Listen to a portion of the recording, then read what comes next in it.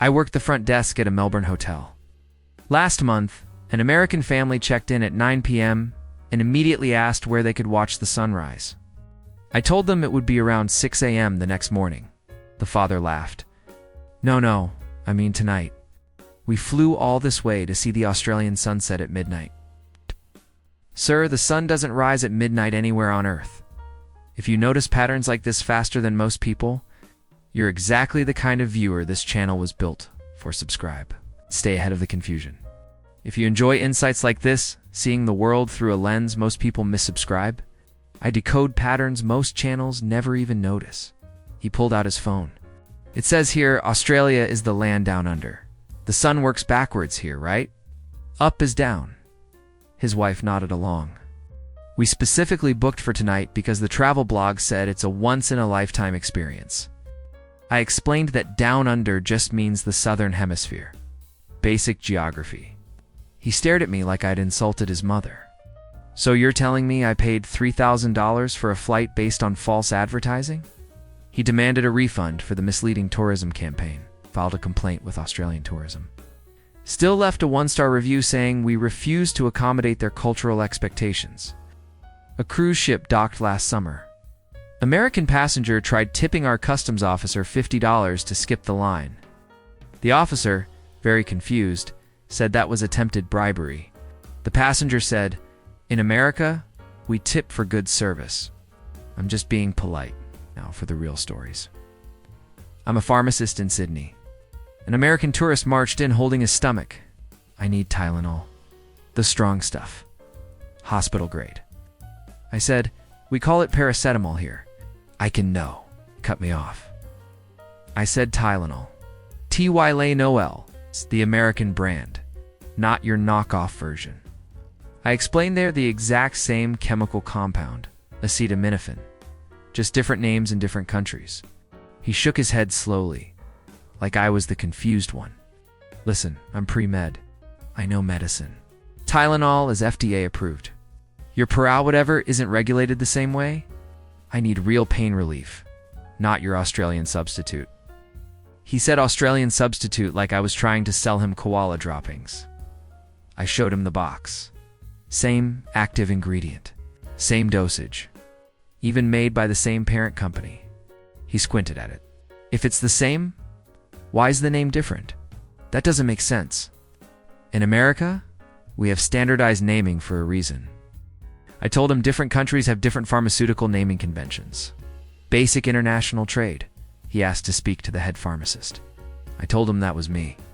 He asked if there was an American pharmacy nearby. One that carries real brands, I said. The nearest CVS was 9,000 miles away in Los Angeles. He bought the paracetamol, left muttering about loosely regulated foreign medicine. 2 days later, he came back for more. Said it worked better than American Tylenol. Asked if he could buy in bulk to take home. I said customs might have questions. I work at a Melbourne cafe. We're known for our flat whites. This American woman ordered a normal coffee. Just regular American coffee. Not fancy. I asked if she wanted a long black. Closest thing to American filter coffee. She looked offended. Why would I want black coffee? I want normal coffee. With cream and sugar? Regular coffee like from Starbucks? Explained we don't really do Starbucks-style drip coffee. We have espresso-based drinks. I listed our options. Cappuccino, latte, flat white. Those are all fancy Italian drinks. I just want coffee. Coffee. The kind that comes from a pot. Why is this so complicated? She was genuinely frustrated. Like I was deliberately making her life difficult. My coworker suggested a flat white with extra milk.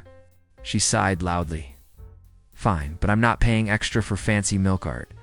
I just want a regular cup of coffee like a normal person. I made her a flat white. Brought it out. She took one sip, and her face changed. Oh, this is actually really good. What is this? I told her it was a flat white. Australian coffee. She nodded slowly. Can I get this in America? I said some places make them now. She pulled out her phone and started taking notes. Asking about the milk ratio, the temperature, the bean origin. Completely forgot she'd wanted regular coffee 5 minutes ago. Most people stop at the surface. But this channel goes deeper. Subscribe and get the kind of detailed insights you won't see anywhere else. If this level of nuance is clicking for you, lock in no subscribers, get the deeper frameworks. Most travelers never even realize they're missing. She came back 3 more times that week. Always ordered a flat white. On our last day, she asked if she could take our beans home. I sold her a bag. She paid $40 and said it was the best money she'd spent in Australia. I'm a lifeguard at Bondi Beach.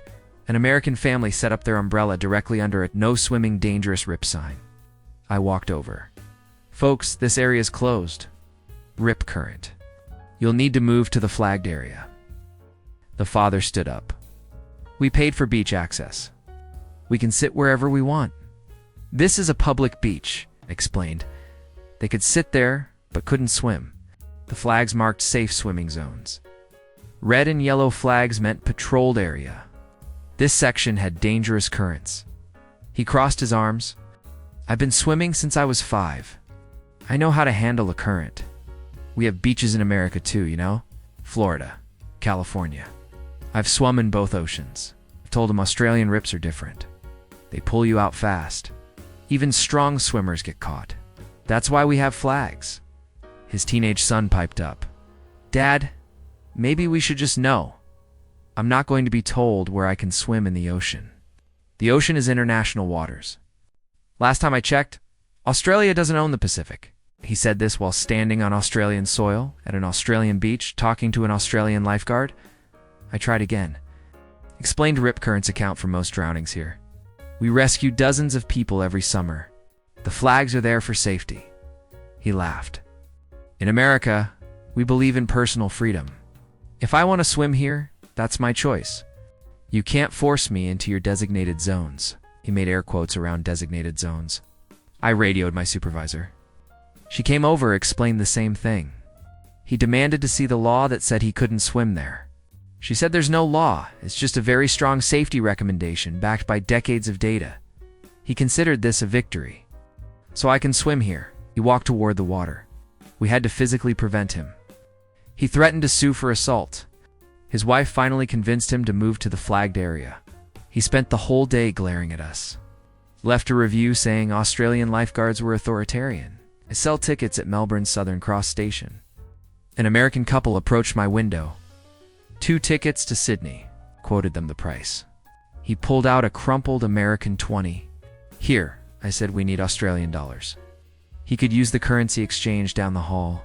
He looked confused. This is us currency. It's accepted everywhere. It's the world's reserve currency. I explained that while the US dollar is widely traded internationally, Australian businesses operate in Australian dollars. Basic economics. But I was told Australia accepts it in the airport. I pointed out the airport has currency exchange specifically because we don't use USD. His wife jumped in. We used our credit card at the airport. Same thing. I said credit cards do automatic conversion. Cash needs to be exchanged. He shook his head. This is ridiculous. In America, we accept other currencies. I've seen people use euros at Walmart. I highly doubted that, but didn't argue. Look, I don't have time for this. Just take the 20. Figure out the conversion on your end. That's what computers are for. Push the bill toward me. I pushed it back. Sir, I literally cannot process this. The system only takes Australian dollars. You need to exchange it first. He asked to speak to my manager. I called her over. She said the exact same thing. He asked if we could accept it just this once, as an international courtesy. She said no. He asked where the currency exchange was. I pointed again. Down the hall, turn left, he stormed off. Came back 10 minutes later with Australian dollars. Didn't make eye contact. Bought the tickets in silence. As they walked away, I heard him mutter, "Backwards country." I'm a driving instructor in Brisbane. We occasionally get international tourists wanting to rent cars. This American man came in with a US license. I need to rent a car for 2 weeks. Explained he'd need an international driving permit. He waved his hand. I have a valid US license. That's enough. I said Australia requires an IDP for tourists from non-English speaking countries. Wait, no. I corrected myself. For most international licenses, including American ones, depending on the state, he cut me off. My license is in English. Same language, same road rules. I've been driving for 20 years. I explained we drive on the left side of the road here. He nodded. Yeah, I know. I've seen the movies. I can handle it. I asked if he'd ever driven on the left before. He said no, but it's just the opposite. How hard can it be? I strongly suggested a practice session first. He laughed. I'm not paying extra for a lesson.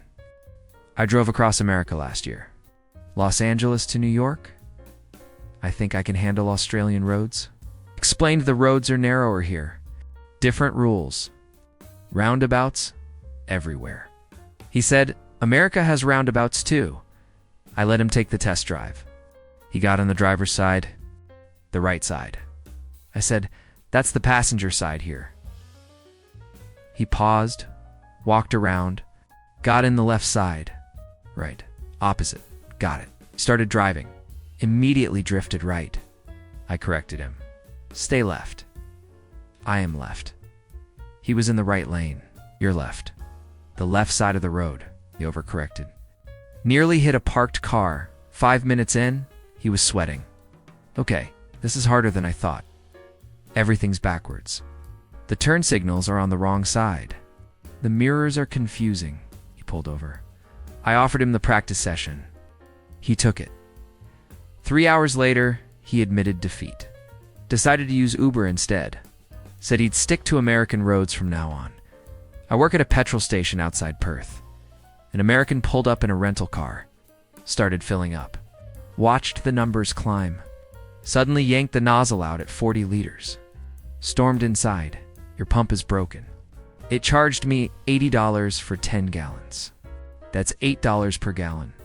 Highway robbery. I looked at the receipt. Sir, you bought 40 liters? That's about 10.5 gallons. The price is per liter, not gallon.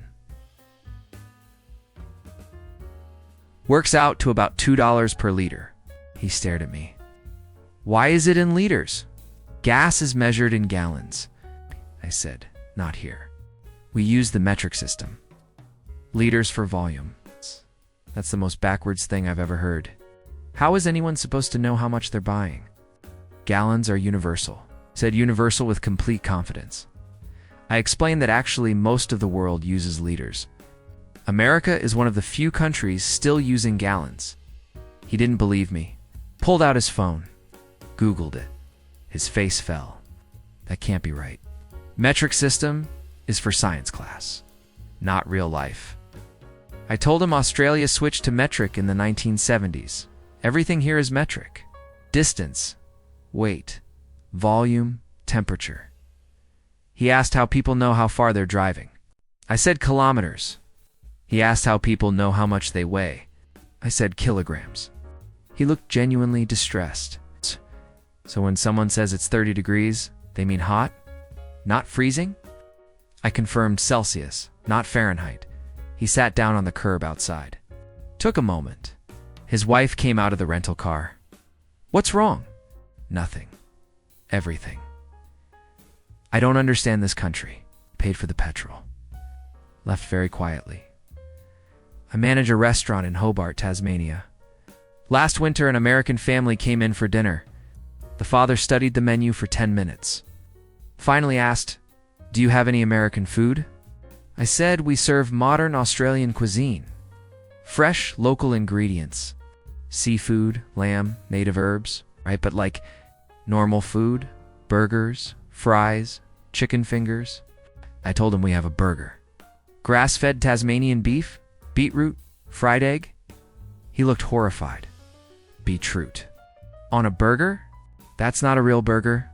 I don't even know what that is. His wife suggested they try something local. He reluctantly ordered the wallaby. When it arrived, he took one bite, paused, took another. This is actually incredible.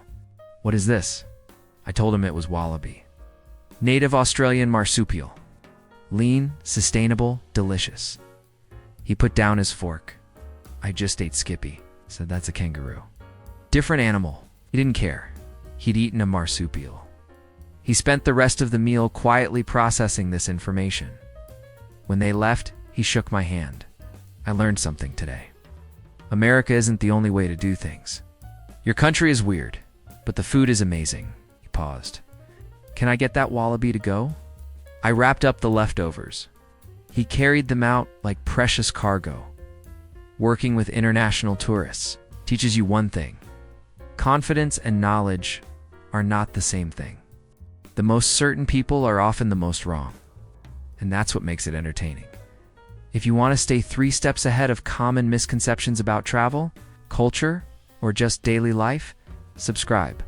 This is where smart viewers sharpen their perspective weekly. If you've got your own stories of confident confusion, drop them below. I guarantee someone's tried to pay in the wrong currency at your business too.